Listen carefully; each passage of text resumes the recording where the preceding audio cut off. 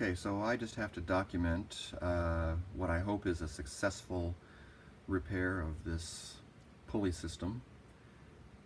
03 Odyssey, my passenger side sliding door cables broke about 3 months ago, and with the help of YouTube and the Audi forums, I was able to find enough information to attempt this repair myself. And this is an engineering marvel here, this system of pulleys. Kind of hard to see, but we got two different pulleys here.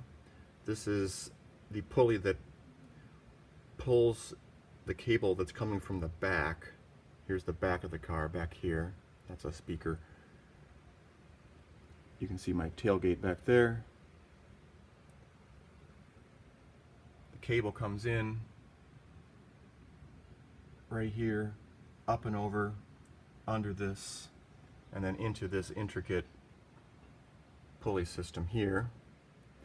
But meanwhile, we got a cable coming from the front of the door that enters here, up and over this white pulley, underneath this one, and then this is the engineering marvel. It snakes across the top, but only as far as, let's see, it's hard to see because my light, right there, at which point it enters the inner pulley